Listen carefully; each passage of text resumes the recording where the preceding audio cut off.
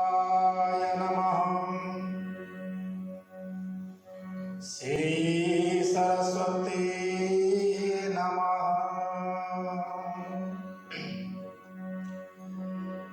श्री गुरु चरण कमलेभ्यो नमः।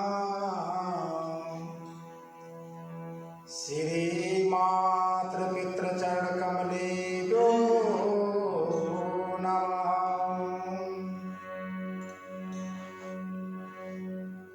ध्येयं सदा परभवग्नमभीष्टदोहम्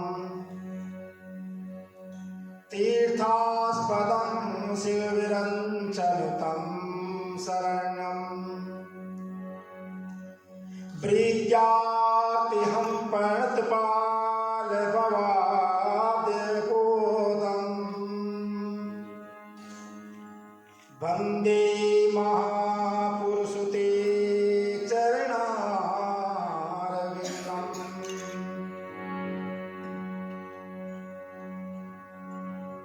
खरवस्तूलितनं गजेन्द्रवदनं लम्बोदरं सुन्दरं प्रस्याननमनलुब्धमदव्यालोलगण्डस्थलं दन्ताघातविदारितार्द्रे सिन्दूरशोभाकरम् वन्दे शैलसुतास्तं गणपतिं सिद्धिप्रदं कामदम्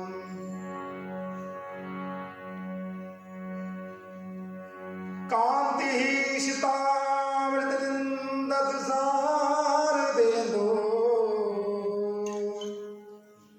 यत्र गतो वृजतामसिताङ्गशोभाम् वृन्दावने विकितयामुनानुषङ्गा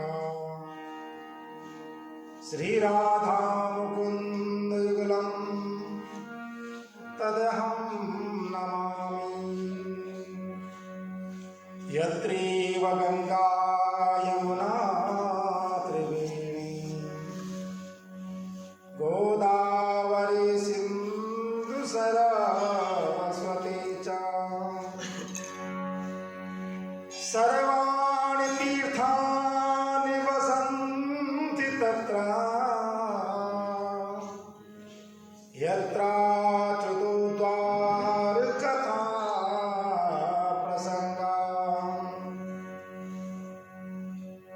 हे कृष्ण करुणा सिंधु दीनबंधो जगत्पते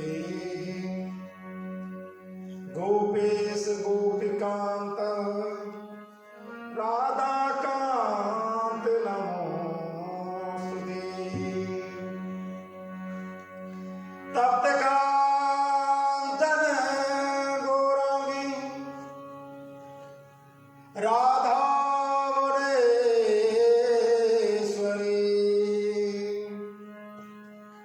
वृषभानुसुते देवी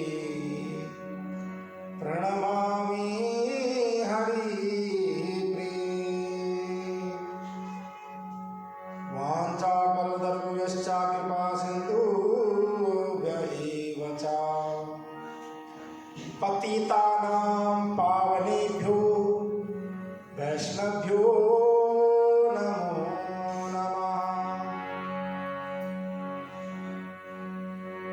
जय जय राधा रमण हरि जय जय नवल किशोर जय गोपी चित चोर प्रभु जय जय माखन चोर। नारायण नमस्कृत्यं नरं चैव नरोत्तमं देवीं सरस्वती व्यासो ततो जयमुदीरये। बोले भक्तवत्सल भगवान की जय, नारायण भगवान की जय, शिवाटिका धाम की जय, तुलसा महारानी की जय, कार्तिक मास की जय। जय जय श्री राधे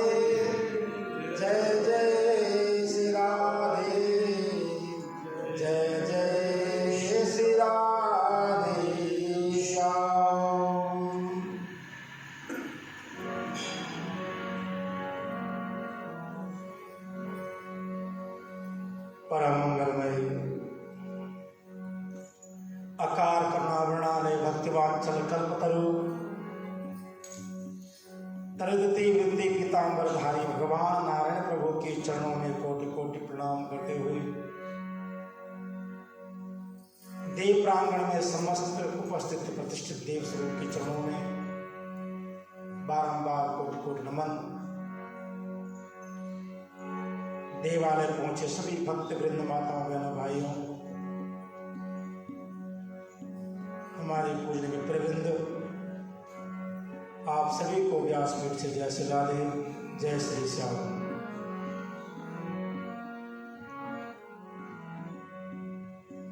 आइए अपने मन और वाणी को पवित्र करते हुए ठाकुर जी के नाम का आश्रय लें,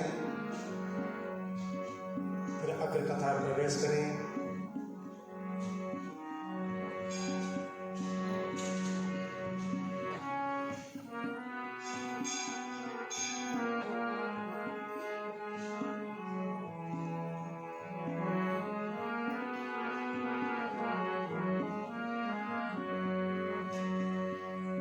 शरण में आए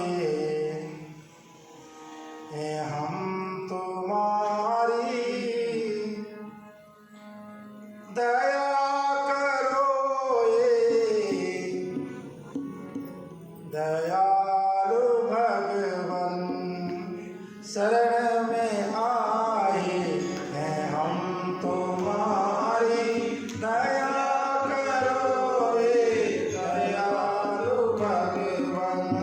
शरण में आए हैं हम तुम्हारी, दया करो हे दयालु भगवन। ओ दया करो हे दयालु भगवन, दया करो हे दयालु भगवन, दया करो हे दयालु भगवन, दया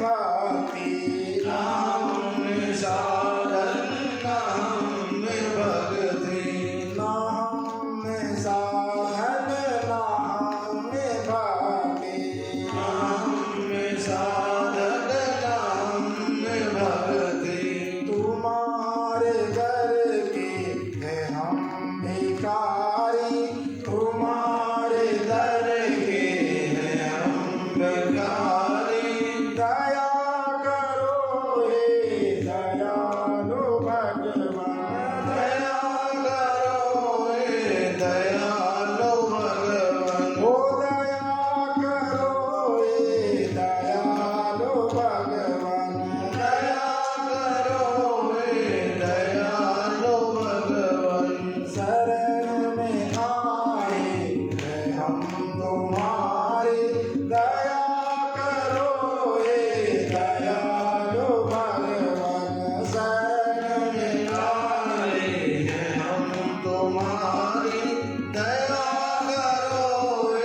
दयालु भगवान।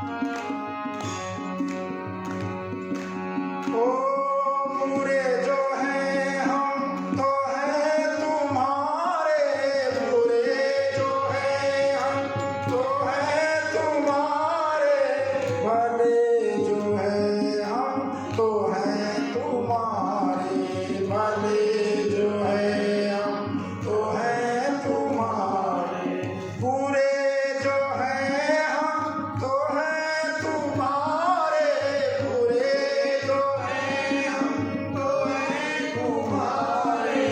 भले जो है हम तो हैं तुम्हारे, भले जो है हम तो हैं तुम्हारे, तुम्हारे होकर भी है दुखारी, तुम्हारे होकर भी है दुखारी, दया करो हे दयालु भगवान, दया दयालु भगवान। शरण में आए हैं हम तुम्हारे, दया करो हे दयालु भगवान, शरण में आए हैं हम तुम्हारी, दया करो हे दयालु भगवान। जो तुम हो स्वामी तो हम हैं सेवक, जो तुम है स्वामी बालक तो हम हैं बालक, जो तुम हो बालक तो हम हैं बालक, जो तुम हो ठाकुर तो हम पुजारी, जो तुम हो ठाकुर तो हम पुजारी। शरण में आए हैं हम तुम्हारी, दया करो हे दयालु भगवान, शरण में आए हैं हम तुम्हारी, दया करो हे दयालु भगवान। ओ दया करो हे दयालु भगवान, दया करो हे दयालु भगवान। संभालो बिगड़ी दशा हमारी, दया करो हे दयालु भगवान, संभालो बिगड़ी दशा हमारी, दया करो हे दयालु भगवान। प्रदान कर दो महान भक्ति, प्रदान कर दो महान भक्ति, प्रदान कर दो महान भक्ति, प्रदान कर दो महान भक्ति। भरो हमारे में ज्ञान की ज्योति, भरो हमारे में ज्ञान की ज्योति, भरो हमारे में ज्ञान की ज्योति, भरो हमारे में ज्ञान की ज्योति। तभी कहलाओ हे सर्वव्यापी, तभी कहलाओ हे सर्वव्यापी, तभी कहलाओ हे सर्वव्यापी, तभी कहलाओ हे सर्वव्यापी। दया करो हे दयालु भगवान, दया करो हे दयालु भगवान। ओ शरण में आए हैं हम तुम्हारे, दया करो हे दयालु भगवान, शरण में आए हैं हम तुम्हारे,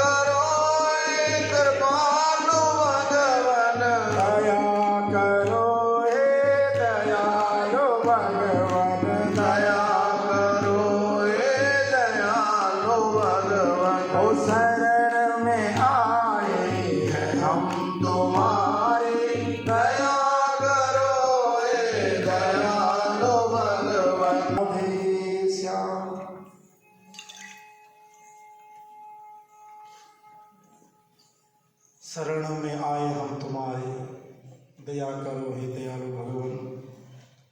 कहा कि हर भक्त का एक ही भाव होना चाहिए कि प्रभु आप समस्त प्राणी मात्र के हृदय में बसने वाले, समस्त सृष्टि का सृजन करने वाले, और हम आपके बच्चे हैं, हम आपके शरण में हैं।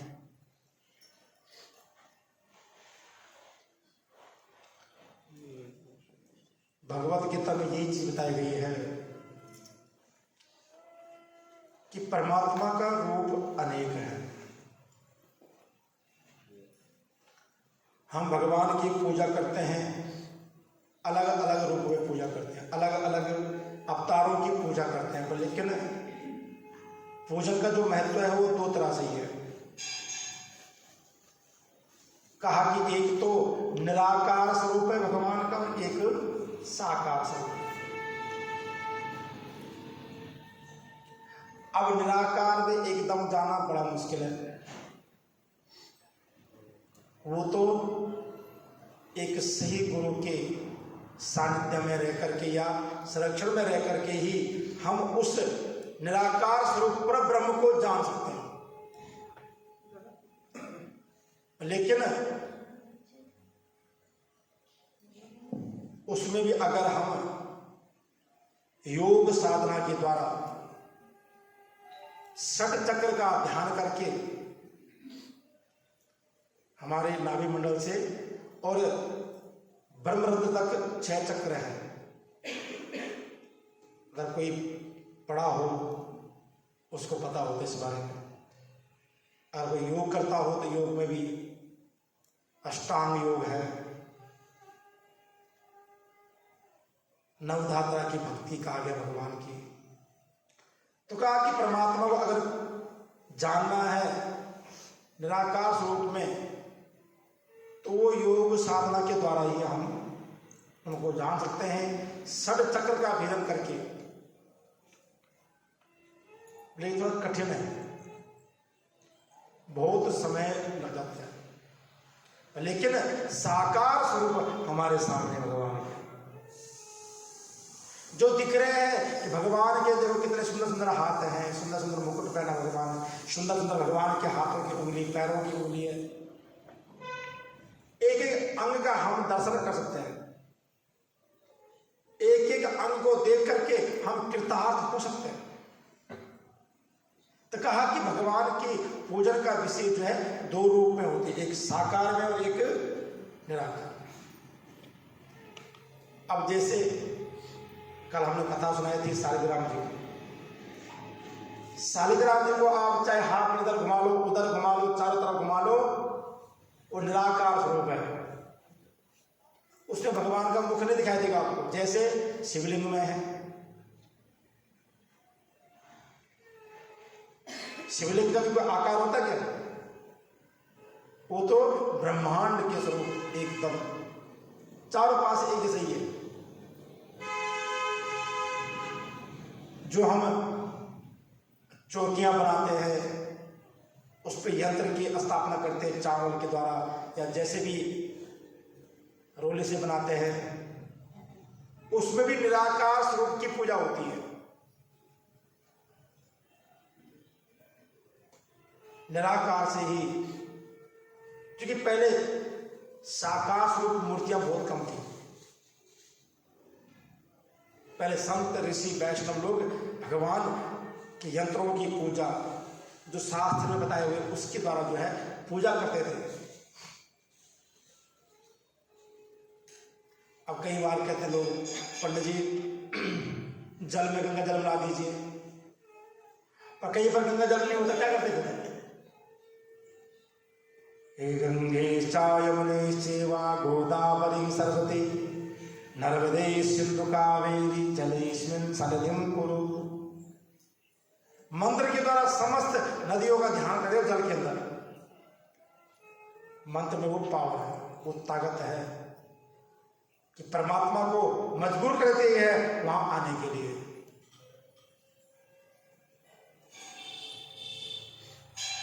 ऐसे बोलने का कि देवाधीनम जगत सर्वा मंत्राधीनम देवता। देवताओं के अधीन में सारा संसार है, देवता मंत्रों के अधीन है और वो मंत्र ब्राह्मण के अधीन में। तस्मात् ब्राह्मण, इसलिए मंत्र में वो पावर है, वो ताकत है जो भगवान को मजबूर कर देती है आने पे, और भगवान को आना ही पड़ता है। ध्रुव जी ने मंत्र का जाप किया, सभी जानते ध्रुव जी को। 4 वर्ष की आयु में घर छोड़ दिया। प्रहलाद जी ने भगवान के नाम के मंत्रों का जप किया, नरसिंह भगवान का अवतार हुआ।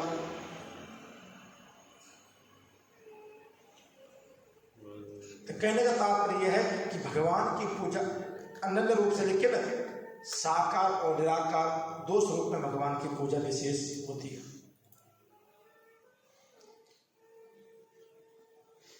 इसलिए सदैव हमारा भाव एक ही होना चाहिए, परमात्मा हम आपके बच्चे हैं और आपके शरण में बैठे विराजमान हैं।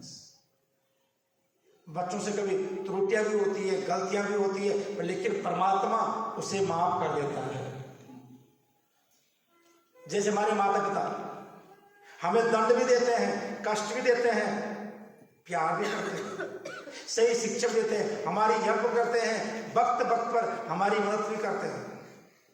ऐसे ही परमात्मा भी है, सुख भी देते हैं, दुख भी देते हैं, कष्ट भी देते हैं और जीवन को आनंद में बनाते हैं, जीवन की खुशियां दे देते हैं। इसलिए प्रभु की कृपा सदैव बनी रहे, उसके लिए हमें शरणागत होना पड़ेगा। और हमारा ठाकुर जी तो नाम है ही शरणागत भक्त वत्सल भगवान, कि शरणागत में आए हुए के वो भगवान है। इसलिए कभी कभी भजनों के माध्यम से बड़ा सुंदर भाव प्रकट होता है।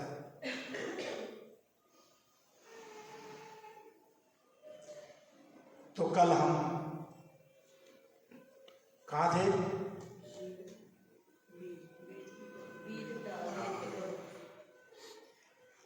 लग रहा है बढ़िया होमवर्क चल रहा है। होनी चाहिए चर्चा, आपस में चाहिए।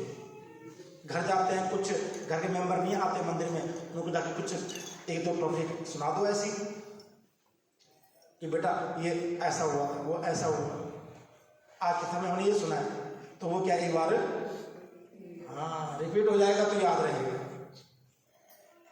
तो कल जो है महामाया के द्वारा, महामाया के आदेश से तीनों भगवती के पास देवता लोग गए, वहां से 3 बीज लिए और अलग अलग शक्तियों ने जो है वो बीज प्रदान किए। इधर नारद जी के राजन उन 3 बीजों से उनको रोपण किया गया, उनको जल दिया गया और उन तीनों बीजों के द्वारा जो है 3 वृक्ष उत्पन्न हुए और वो 3 वृक्ष आगे जाके जो है स्थिर रूप में परिवर्तित हुए।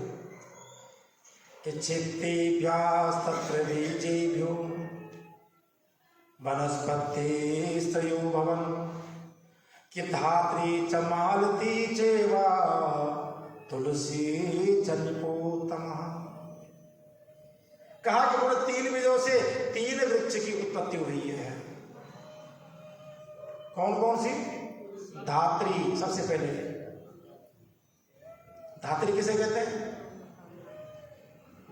जोर से बोलो। आंवले को, क्या बात है। मालती दूसरा वृक्ष और तीसरा तुलसी का वृक्ष। बोले तुलसी महारानी की। इन 3 वृक्षों की उत्पत्ति हुई। कहा कि ब्रह्माणी के द्वारा जो बीज दिया गया था। ब्रह्माणी कौन है?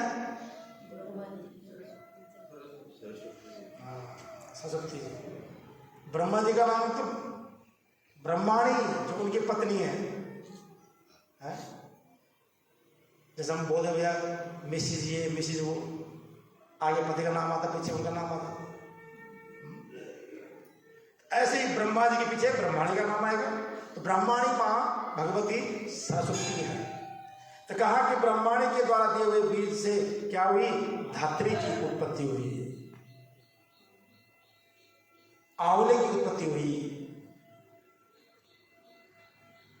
लक्ष्मी जी के द्वारा दिए गए बीज से मालती की उत्पत्ति हुई और मां गौरी के द्वारा दिया हुआ बीज के द्वारा जो है मां तुलसी की उत्पत्ति हुई। देखो, मैं पहले भी कह चुका हूं कि मां गौरी ने हमें क्या क्या नहीं दिया हुआ है। अखंड सौभाग्य वरदान गौरी मां ने, संतान होने का वरदान गौरी मां ने, हर जगह पूजन धन गौरी गणेश जी का, और एक सुंदर वनस्पति, एक सुंदर औषधि जो है प्रदान की है, जो 1000 रोगों को खत्म करती है, वो मां भगवती तुलसी हमें प्रदान की है। इसलिए तुलसी को कभी कोई छोटा मोटा पौधा ना समझे, कोई वृक्ष ना समझे। और कहा ये तीनों जो है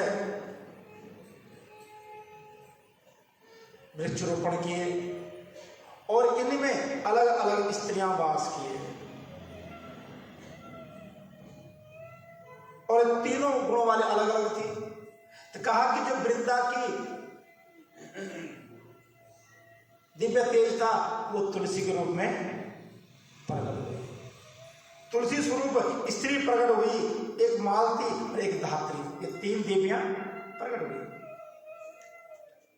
जब ये तीनों देवी प्रकट हुई, भगवान विष्णु की जो है मोह खुली। भगवान वृंदा के मोह में इतने पीड़ित हो रखे थे, उन्हें कुछ भी दिखाई नहीं। जैसे उन्होंने तुलसी को देखा वो गदगद हो गया। पर लेकिन वहीं पर दोनों खड़ी थी, धात्री भी और मालती भी। पर लेकिन भगवान ने जितना प्रेम से तुलसी को देखा उतना किसी को नहीं देखा। पर लेकिन इधर अपने स्वतंत्र को देख करके जो है टेढ़ी आंख से देख रही है कौन? मालती। धात्री को एक इच्छा नहीं थी, भगवान ने धात्री को भी अपनाया। पर लेकिन मालती ने ईर्ष्या भाव से देखा, इसलिए मालती को नहीं अपनाया भगवान। इसलिए आज भी मालती का फूल या मालती का कोई फल भगवान को नहीं चढ़ता है, विष्णु भगवान निषेध है, वर्जित है भगवान को। क्योंकि वो बीज किसने दिया था? लक्ष्मी जी ने दिया था। कभी एक बात समझिए कि जिस दान में, जिस उपकार में, जिस सहायता में अहंकार छुपा हो, ईर्ष्या छुपी हो, भगवान कभी भी उसको नहीं स्वीकार करते। अगर हमने दान कर दिया और दान के बाद अहंकार कर दिया उस पर, ये तो मैं लेके आया जी, ये मैंने किया जी, ये मंदिर मैंने बनाया जी, यहां का मेंबर हूं जी मैं, वहीं तक सीमित रह जाओगे। घर की जिम्मेदारी निभा रहे हो तो उसमें भी अहंकार नहीं चाहिए। हमारे क्या कर्म है, हमारा फर्ज है हमारा। जिस कार्य में भी अगर अहंकार छलक गया, समझना वो भगवान को कभी भी अर्पण नहीं होता है। कई बार हम भगवान के लिए भोग बनाते हैं, घर वालों थोड़ा तारीफ कर दे रहे, ये तो बहुत सुंदर भोजन बनाती है हमारी बहू रानी, अरे ठाकुर जी को भोग दे, इसके हाथ में जाइए, मन में अहंकार आ जाता है, स्वाभाविक है। जितना दास्य भाव से कार्य करेंगे, झुक करके कार्य करेंगे, गुप्त रूप से कार्य करेंगे, उतना परमात्मा के नजदीक होंगे। जितना हम अहंकार के द्वारा कार्य करेंगे, उतना हम परमात्मा से दूर जाएंगे। इसलिए अहंकार को कहते हैं रावण में रहे तो हमारा कहां से रहेगा, जिसने त्रिलोक को जीत लिया था। इस कथा से हमें यह प्राप्त होता है कि जीवन कभी भी ईर्ष्या नहीं करनी चाहिए, कभी अहंकार नहीं करना चाहिए, कभी द्वेष भाव नहीं करना चाहिए। जब भी कोई चीज देनी है किसी को, परोपकार की भावना से देते, कोई बात नहीं। और देने के बाद कभी उस पर अपना अधिकार नहीं जमाना चाहिए। संत तो कहते हैं कि दाहिने हाथ से, राइट हैंड से दान करो और बाएं हाथ को पता ना चले, वो दान है। तो आज भगवान ने मालती का त्याग किया है। कहा कि इसी कारण जो है आगे जा करके जो प्रबरी नाम वाली हुई और किसी ने भी स्वीकार नहीं मालती को। भगवान पिछले पूरे सुख दुख बुला करके, सभी देवता लोग सुख दुख बुला करके आज भगवान की स्तुति गाई है और भगवान आज अपने वैकुंठ धाम को पहुंचे हैं। बोलिए नारायण भगवान की जय।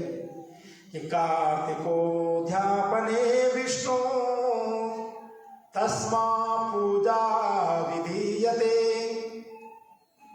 तुलसी मूल देशे तु प्रीतिदा सात्ता स्मृता। कहा कि कार्तिक मास में तुलसी के वृक्ष के नीचे भगवान सालिग्राम जी की पूजा करनी चाहिए। कई जगहों पे देखा हमने, कई ऋषियों की कुटिया में, कई भक्त वैष्णव कुटिया में देखा हमने कि तुलसियां रखी हुई है, तुलसी के लिए भगवान सालिग्राम जी का आसन दिया हुआ है और वहीं पर रोज उनका स्नान होता है, उनकी पूजा अर्चना होती है और भगवान बड़ी कृपा करते हैं उस घर में। तुलसियां कभी भी हो घर के आंगन में रखिए, जहां एंट्री गेट हो उसके बगल में रखिए, ताकि आते जाते हमेशा हमारे घर माँ भगवती पढ़े और उसके नीचे अगर सालिग्राम जी विराजमान हो तो मैं करूंगा कृपा। कहा कि जिसके घर में तुलसी का वन स्थित रहता है वह घर नहीं है, वो साक्षात तीर्थ का स्थान है। कि तुलसी कानन राजन गृहे यस्यावतिष्ठते यद गृहं तीर्थ रूपे तो नायन्ते यमंकरा। और जब तीर्थ बन जाता है घर तो कहा कि वहां कभी यम के दूत भूल से नहीं आते उस घर में। कितना ना कोई पापी दुराचारी क्यों ना हो, अगर कोई प्राण छोड़ रहा है उसके आसपास तुलसी का एक वृक्ष रख दिया गया, ठाकुर जी का चरणामृत पिलाया गया, तो समझो वहां कभी भी यम के दूत नहीं आ सकते। और कहा कि सब पापों को दूर करने वाला, समस्त कामनाओं को पूर्ण करने वाला, ऐसा ये सुंदर भगवान का वृक्ष है तुलसी वृक्ष। कहा कि जो पुण्य नर्मदा नदी के दर्शन से, गंगा स्नान से होता है, वो केवल तुलसी वन में रहने से प्राप्त हो जाता है। तुलसी वन में रहने से, और तुलसी का प्रयोग करोगे तो वो भी बहुत आनंद है। इसमें जो है साक्षात अमृत का गुण है। तुलसी हो गया, आपकी गिलो हो गई, गिलो में भी अमृत है। इसका काढ़ा आप हर रोज नहीं तो एक दिन छोड़ के, नहीं तो हफ्ते में एक दिन पी लोगे तो मैं कह रहा ज्वर, पीड़ा, बुखार सब अंदर से हजारों बीमारी को खत्म करती है। किसी बंदे को ऑक्सीजन की कमी है, उसे कमरे में 2-4 तुलसी के बूटे रख दीजिए, ऑटोमेटिक मस्त रहेगा बंदा। तुलसी कितनी सुंदर चीज है। भगवान नारद जी कहते राजन कि रोपणात पालनायेत दर्शनास्पर्शना गिणाम तुलसी तहते पापम वामना कार्य संचितम।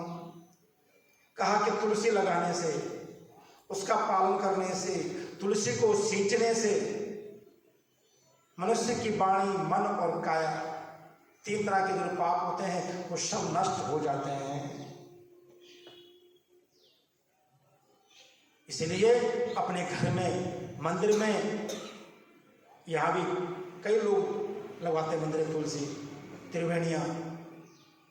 और हमारे मंदिर देखो हर जगह पूरी तुलसी है।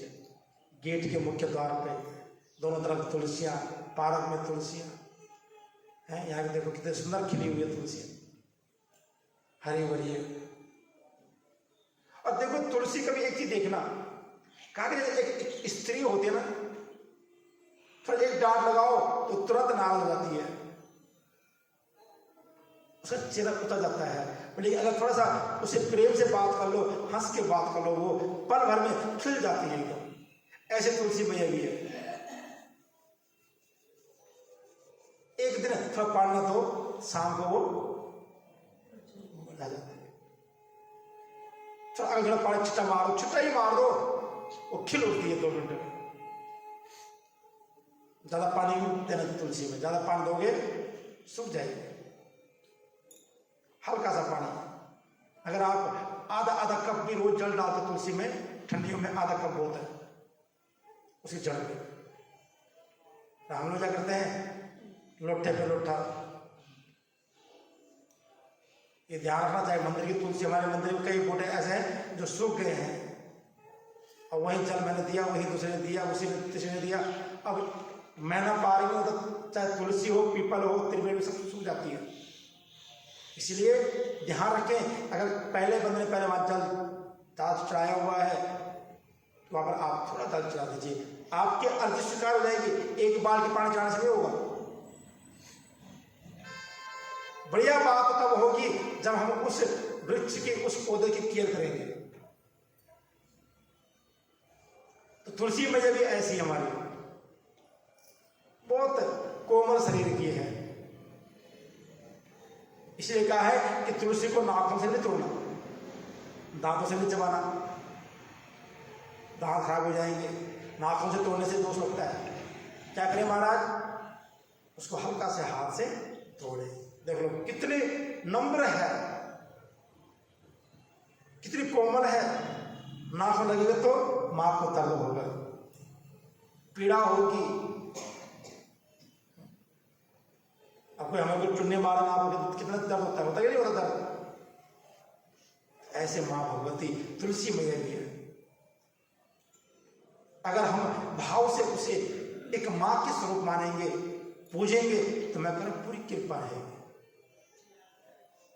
तो वही कह रहे हैं कि जो भी पाप के हो, मन से, वाणी से, काया से, वो सब क्षय हो जाते हैं। कहा कि जो पुरुष कि तुलसी मंजरी से भगवान विष्णु, भगवान शिव का पूजन करते हैं, क्योंकि भगवान विष्णु को तुलसी के साथ मंजरी भी चढ़ानी चाहिए। भगवान शिव को केवल मंजरी चढ़ती है। कहा कि जो इनका पूजन करता है तुलसी और मंजरी के साथ, कहा कि वो प्राणी बार बार मां के गर्भ में नहीं आता है। पुनरपि जननम पुनरपि मरणम, बार बार जन्म मरण के चक्कर से मुक्त हो जाता है। इसीलिए भगवान शिव को जितनी बेलपत्री जरूरी है, उतनी तुलसी की मंजरी भी जरूरी है। याद रखना,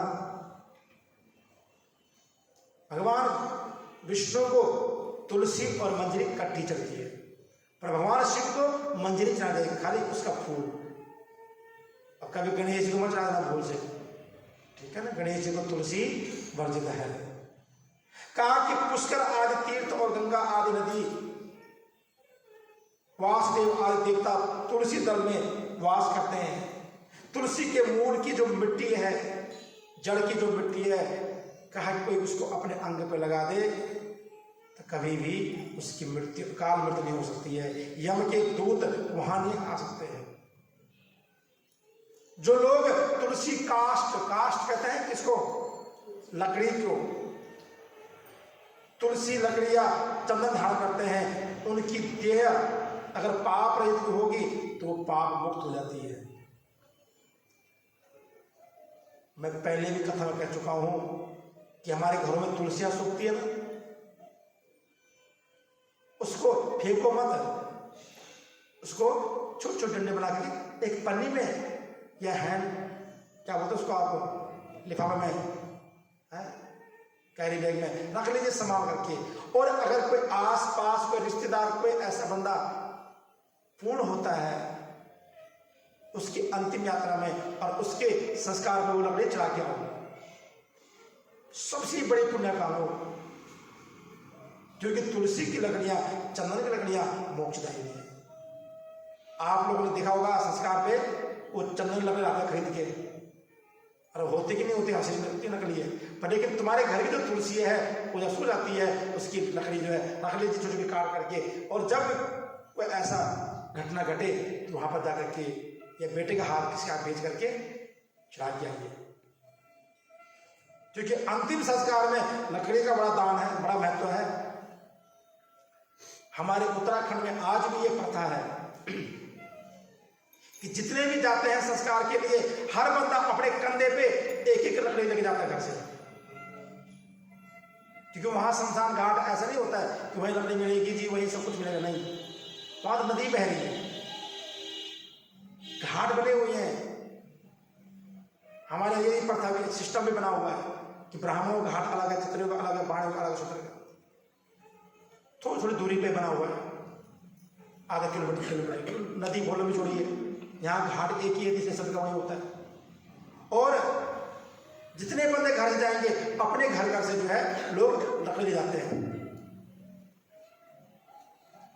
और पैदल पद यात्रा गरुड़ पुराण में आया है कि जो पुत्र अपने कंधे पे अपने पूर्वज माता या पिता या उनको लेके चलता है, एक एक कदम पे उसको एक एक अश्वमेघ यज्ञ का फल मिलता है। इसलिए कभी भी हो अपने पूर्वजों का अंतिम संस्कार घर से कम कुछ पैदल जरूर चले, कंधे उठा करके जरूर चले, ताकि हमें उसका पूर्ण फल मिले। हम तो आगे उठाए घर से गाड़ी बना ले, गाड़ी में उठाया सीधा चिता पर रखे, नहीं, थोड़ा बहुत चला जाए, कम से कम 100 कदम चल करके ही संस्कार करने चाहिए। तो कहा कि वो लकड़ी वहां बड़ी काम आती है। भगवान नारद जी के राजन जहां जहां तुलसी की वृक्ष की छाया हो वहां वहां श्राद्ध करना भी अति पुण्यदायी होता है, क्योंकि वहां पितरों को दिया हुआ श्राद्ध अक्षय तृप्ति को प्राप्त होता है। तुलसी के वृक्ष के नीचे पितृतर्पण पितृपिंडदान करना चाहिए। और कहा कि आंवले के छाया के नीचे भी पितरों को पिंडदान दिया जाता है। और अगर जिसके पितरों को कहा कि तुलसी के नीचे और आंवले के नीचे जो है तर्पण मिलता हो, पिंडदान मिलता हो, उनकी क्रियाकर्म किया जाता हो, कहा कि उन्हें तुरंत मुक्ति मिल जाती है। कि धात्री छाया स्तुया कुर्या पिंडदानम निपोत्रम तृप्ति प्रियांत पितरस्या ये नरके स्थिता। कैसे नरक में क्यों न पड़े हो, वो तुरंत जो है तृप्त हो जाते हैं। देख लो कितनी बड़ी महिमा है, एक एक पत्ते तुलसी की महिमा है। कहा कि राजाओं में उत्तम मस्तक में, हाथ में, मुख और देह में जो पुरुष आंवले का फल धारण करते हैं वो साक्षात विष्णु के रूप हो जाते हैं। कहा कि आंवले का फल तुलसी और द्वारका की मृतिका ये जिसकी देह में नित्य स्थित रहती है वह पुरुष जीते जी मुक्त हो जाता है। कहा कि आंवले के फलों और तुलसी के दलों से मिले हुए जल से जो स्नान करता है समझना वो साक्षात गंगा और तीर्थों के जल का स्नान कर रहा है।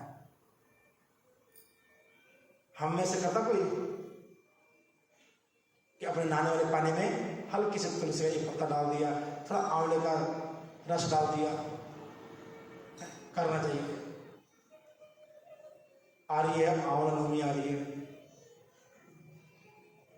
1 तारीख को गोपाष्टमी है मंगलवार की, और 2 तारीख को आंवला नवमी है। उस दिन यहीं पर बैठ के आंवले की पूजा करेंगे सब। 1 तारीख को गौ माता की पूजा करेंगे, तो उसकी क्या विधि होगी वो हम 1 दिन पहले आपको बता देंगे। और भगवान नारद जी के राजन तीर्थ मुनीश्वर और देवता कार्तिक इन सभी में जो है विशेष धात्री का महत्व दिया गया है, आंवले का महत्व दिया गया है। कहा कि जो मनुष्य द्वादशी को तुलसी दल तथा कार्तिक में धात्री मतलब आंवले का छेदन करते हैं वो अति निंदनीय होकर के नरक में जाते हैं। कार्तिक के महीने में आंवले की पूजा होती है, आंवले को तोड़ना चाहिए, क्योंकि जिसकी हम पूजा करते हैं उसको हम कभी भी तोड़ते नहीं है और काटते नहीं है, खाते नहीं है। इसलिए कार्तिक में आंवले की पूजा कीजिए, उसके बाद अगले महीने आप उसको खाइए पिए जो मर्जी कीजिए। अब इस महीने आंवले लाओगे फिर अचार डालोगे, अगले महीने खाएंगे, ये तो है नहीं कि तुरंत डाला तुरंत खाया, थोड़ा टाइम देना पड़ता उसको भी है। तो पूर्णमासी बाद खा लो। नौमी तिथि से और पूर्णमासी के दिन कितने रहते हैं बीच में? 5-7 दिन होते हैं क्या? तो पूर्णमासी बाद खूब बढ़िया से आंवले का मुरब्बा ले सकते हो, आंवले का अचार खा सकते हो, चटनी बना के खा सकते हो, खाना चाहिए। टिकाए के दिनों में जो है द्वादशी के दिन तुलसी तोड़ना और कार्तिक में आंवले का छेदन करना। कहीं से बाहर से मिल जाता तो खाओ, बना नहीं है। पहले सुना आपने पहले दिन कथा बनी कि पहले ठाकुर जी को भोग लगाएं, किसी ब्राह्मण को खिला करके ही फिर कार्तिक में आंवला खा सकते हो। जो कार्तिक के महीने में आंवले के वृक्ष के नीचे बैठ करके भोजन करता हो, कहा उनका अन्न से संसर्ग से उत्पन्न 1 वर्ष पर्यंत का जो भी पाप होता है वो नष्ट हो जाता है। 1 वर्ष के पाप एक टाइम के भोजन से नष्ट हो जाता है। जो कार्तिक के महीने में आंवले के वृक्ष के नीचे विष्णु का पूजन करते हैं उनको सब क्षेत्रों का पूजन का फल प्राप्त होता है। और धात्री और तुलसी के माध्यम को विष्णु भगवान की महिमा के समान चतुर्मुख ब्रह्मा भी कहने में असमर्थ है। इतनी बड़ी महिमा है तुलसी और आंवले की। कहा भगवान ब्रह्मा जी भी उसकी महिमा को गायन नहीं कर सकते हैं, फिर हम तो भैया भगवान के छोटे से दास हैं। इसलिए नारद जी कहते राजन धात्री और तुलसी की उत्पत्ति के कारण को जो मनुष्य भक्ति से सुनता है और भक्ति से सुनाता है वह पाप रहित होकर के अपने पूर्वजों समेत, देख लो हम तो कथा सुन रहे हैं हमारा कल्याण होगा, लेकिन हमारे पूर्वजों का भी हमारे साथ में कल्याण हो। कहा कि वो प्राणी अपने पूर्वजों के साथ में उत्तम विमान में बैठ करके अंत में मोक्ष प्राप्त करता है। इसलिए हम बार बार आग्रह करते हैं भैया कार्तिक में कथा सुनने आ जाएगा, कभी भी कथा हो थोड़ा टाइम जरूर निकालो। जो लोग यहाँ नहीं सुन पाते घर में बच्चों को सुना लिया करो। हर रोज की कथा हम यूट्यूब पे डाल देते हैं, उसका लिंक ग्रुप में डाला हुआ है, नंबर भेजते हैं पर्सनल कई लोगों को, तो वहां से आप लेकर के घर में कभी खाली होते हैं सुबह शाम जब मर्जी कुछ ना कुछ बच्चों के पल्ले पड़ेगा। कई लोग ऐसे जिन्हें पता ही नहीं तुलसी है क्या, कई लोगों को पता नहीं है। कई पैर मार रहे तुलसी का, कुछ मार रहे, गेट के बाहर वहीं पे तुलसी रखी हुई है, वहीं तुलसी रखी हुई है। कई घरों में देखा हमने, खाली एक 100 पीस बना रखा तुलसी को, लेकिन उसके प्रति भाव नहीं है, आस्था नहीं है। इसलिए तुलसी का स्थान हमारे हृदय के स्थान होना चाहिए, उसका स्थान ऊंचा होना चाहिए ताकि हम उसको जल चढ़ा सके, उसकी परिक्रमा कर सके। इसलिए तुलसी मैया का बड़ा सम्मान होना चाहिए घर में, घर के मुख्य द्वार होना चाहिए, आंगन के मध्य में रखो तो वहां बहुत बढ़िया है, लेकिन जैसी व्यवस्था बनती है उस हिसाब से रखिए, लेकिन हमारी निगाहों में पढ़नी चाहिए। जब हम आए चाहे घर में आए बाहर निकल जाए तो माँ के दर्शन हो तो समझना हमारे सारे विघ्न दूर होंगे। तो यहाँ पर आज भगवान नारद जी ने राजा पृथु को तुलसी की महिमा बताई है, किस प्रकार तुलसी और आंवले की उत्पत्ति हुई है। बोले भक्त वत्सल भगवान की, नारायण भगवान की जय। जय जय श्री राधे, जय जय श्री राधे, जय जय श्री राधे श्याम। आइए प्रभु के नाम की तरफ दो भाई चर्चा, उसके बाद फिर आरती करें। ओ मेरे प्रीतम प्यारे,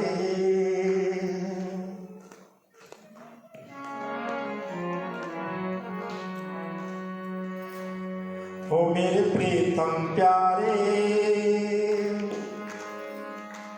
तेरे पल पल याद सतावे। मेरे प्रीतम प्यारे, तेरी पल पल याद सतावे। मेरे प्रीतम प्यारे, तेरी पल पल याद सतावे। वो पल पल याद सतावे, तेरी पल पल याद सतावे। तेरी तुम बिन रहा न जाए। मेरे प्रीतम प्यारे, तेरी पल पल याद सतावे। मेरे प्रीतम प्यारे, तेरी पल पल याद सतावे। मेरे प्रीतम प्यारे, तेरी पल पल याद सतावे। मेरी प्यासी अखियां प्यारे बाट निहारे, मन बीणा की तारे तुझको पुकारे। मेरी प्यासी अखियां प्यारे बाट निहारे, मन बीणा की तारे तुझको पुकारे। बिन दर्शन के व्याकुल मनवा, बिन दर्शन के व्याकुल मनवा, क्यों तू देर लगाए। मेरे प्रीतम प्यारे, ओ मेरे प्रीतम प्यारे, तेरी पल पल याद सतावे। मेरे प्रीतम प्यारे, तेरी पल पल याद सतावे। ओ चुप चुप रो तेरी याद में सवरिया, चुप चुप रो तेरी याद में सवरिया। एक बार आके मेरी दे लो खबरिया, एक बार आके मेरी याद सतावे। मेरे प्रीतम प्यारे, तेरी पल पल याद सतावे।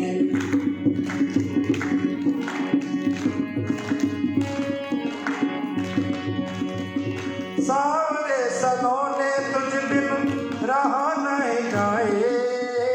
सावरे सलोने तुम बिन रहा नहीं जाए। दर्द जुदाई का सहा नहीं जाए। दर्द जुदाई का सहा नहीं जाए। रात रात भर प्यासी अखियां, रात रात भर प्यासी अखियां, रो रो नीर बहारे। प्रीतम प्यारे, तेरी पल पल याद सताए। मेरे प्रीतम प्यारे, तेरी पल पल याद सताए। ओ पल पल याद सतावे, तेरी पल पल याद सतावे। तेरी तुम बिन रहा न जाए। प्रीतम प्यारे, तेरी पल पल याद सतावे। मेरे प्रीतम प्यारे, तेरी पल पल याद सतावे। मेरे प्रीतम प्यारे, तेरी पल पल याद सतावे। मेरे प्रीतम प्यारे, तेरी पल पल याद सतावे। बड़ा सुंदर गोपी भाव है भगवान ठाकुर जी के प्रति। आइए अब आरती करें। आज की जो प्रसाद की सेवा है हमारे सूद परिवार की तरफ से है। शिवम सूद जी का आज जन्म दिवस है, तो उनको बहुत बहुत मुबारक, बहुत शुभकामनाएं। आए नहीं आज वो अलग बात है, तो कोई नहीं, हमारी शुभकामनाएं और मंगलमय बधाइयाँ सारे सूद परिवार को। आइए आरती। तुलसी महारानी नमो नमो, हरि पटरानी नमो नमो। तुलसी महारानी नमो नमो, हरि पटरानी नमो नमो। ओ नमो नमो तुलसी महारानी, नमो नमो तुलसी महारानी, नमो नमो हरि पटरानी, नमो नमो हरि पटरानी। तुलसी महारानी नमो नमो, हरि पटरानी। पूरण कपटी नो धन